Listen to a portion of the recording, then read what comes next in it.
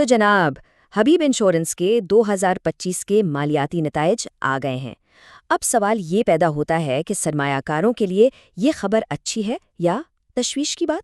आइए ज़रा इन आदादो शुमार की गहराई में चलते हैं और समझते हैं कि ये नंबर्स हमें असल कहानी क्या बता रहे हैं।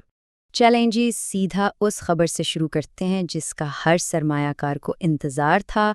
वो एक नंबर जिस पर सबकी नज़रें थीं, 12.5%। और ये रहा इसका बाकायदा ऐलान। कंपनी ने 12.5% कैश डिविडेंड की सिफारिश की है, यानी हर 5 रुपए के शेयर पर 62.5 पैसे। डिविडेंड की खबर तो बहुत अच्छी है, लेकिन क्या कहानी सिर्फ इतनी ही है?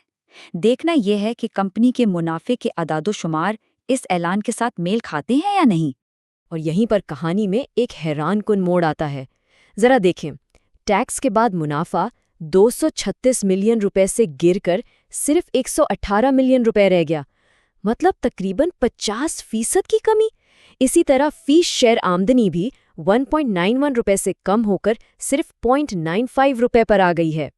तो अब ये एक मुअम्मा बन गया है। एक तरफ डिविडेंड का ऐलान है और दूसरी तरफ मुनाफे में इतनी बड़ी गिरावट। चलें, इसकी तह तक पहुंचते हैं और असल वजह तलाश करते हैं। सवाल तो यही है कि जब मुनाफा आधा रह गया हो तो फिर डिविडेंड कैसे दिया जा रहा है। आइए ज़रा इसकी छानबीन करते हैं। तो सबसे पहले कंपनी के कोर बिजनेस यानी इंश्योरेंस के काम को देखते हैं।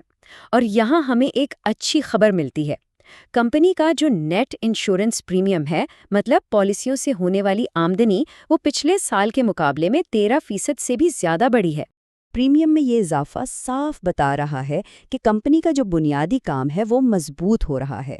असल में अंडरराइटिंग के नताइज यानी कोर इंश्योरेंस ऑपरेशन से होने वाला मुनाफा वो 273 मिलियन से बढ़कर 291 मिलियन रुपए हो गया है। इससे एक बात तो साफ हो गई कि मुनाफे में कमी की वजह कंपनी का अपना इंश्योरेंस का बिजनेस नहीं है। असल वजह जानने के लिए हमें फाइनेंशियल स्टेटमेंट्स में कहीं और देखना पड़ेगा। और ये रहा जवाब। इनकम स्टेटमेंट की इन दो लाइनों पर गौर करें। इन्वेस्टमेंट इनकम और दीगर आमदनी, इन दोनों में पिछले साल के मुकाबले में बहुत बड़ी गिरावट नजर आ रही है। मुनाफे में कमी की असल वजह यही है। ये चार्ट इस कमी को बिल्कुल साफ दिखा रहा है। 2024 में सरमायाकारी और दूसरे ज़राए से कुल आमदनी थी 581 मिलियन रुपए, जो 2025 में कम होकर 411 मिलियन रह गई। ये सीधा सीधा 170 मिलियन रुपए का फ़र्क है, और यही वो फ़र्क है जो मजमूई मुनाफे में कमी की वजह बना। अच्छा, एक साल के मुनाफे की कहानी तो हमने देख ली, लेकिन किसी भी कंपनी की सेहत का अंदाज़ा सिर्फ एक साल के प्रॉफिट से नहीं लगाया जा सकता। अब ज़रा कंपनी की लंबी मुद्दत की माली हैसियत पर एक नज़र डालते हैं। ये एक बहुत अहम सवाल है। क्या एक साल का कम मुनाफा कंपनी की बुनियादों को भी कमज़ोर कर देता है? इसका जवाब हमें कंपनी के बैलेंस शीट में मिलेगा। स्टेटमेंट ऑफ फाइनेंशियल पोजीशन, जिसे हम बैलेंस शीट भी कहते हैं, ये समझें कि कंपनी के माली सेहत का एक्सरे है।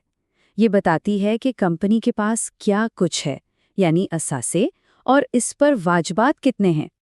और यहाँ एक बहुत ही मुस्बत और हैरान करने वाली बात सामने आती है।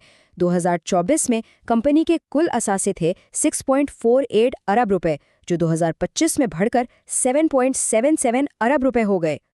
और यही तो इस पूरी कहानी का सबसे दिलचस्प तजाद है। एक तरफ सालाना मुनाफा तो गिरा, लेकिन दूसरी तरफ कंपनी की मजमूई मालियत यानी इसके असासों में तकरीबन 20% का ज़बरदस्त इजाफा हुआ। इसका मतलब ये है कि कंपनी आज एक साल पहले के मुकाबले में एक बड़ी और ज़्यादा मजबूत माली बुनियाद पर खड़ी है। तो इन तमाम आदाद-ओ-शुमार का खुलासा क्या है? एक सरमायाकार को इस पूरी सूरत हाल को आखिर किस नज़र से देखना चाहिए? आइए इस पूरे तज्ज़िये का खुलासा करते हैं। पहली बात, शेयर होल्डर्स को 12.5% का डिविडेंड मिल रहा है। दूसरी बात, सालाना मुनाफे में कमी की असल वजह सरमायाकारी से आमदनी में गिरावट है, जबकि कंपनी का अपना इंश्योरेंस का काम तो हकीकत में बेहतर हुआ है। और सबसे अहम बात, कंपनी के असासों में नुमाया इजाफा हुआ है, यानी ये अब एक ज़्यादा मजबूत बुनियाद पर खड़ी है। तो आखिर में सवाल ये बचता है कि कंपनी की बुनियाद तो मजबूत हो गई है, लेकिन आमदनी के ज़राए दबाव में हैं। अब आने वाला साल हबीब इंश्योरेंस के लिए एक इम्तिहान होगा कि वो इस चैलेंज से कैसे निपटती है और तरक्की और मुनाफे के दरमियान सही तवाज़न कैसे कायम करती है।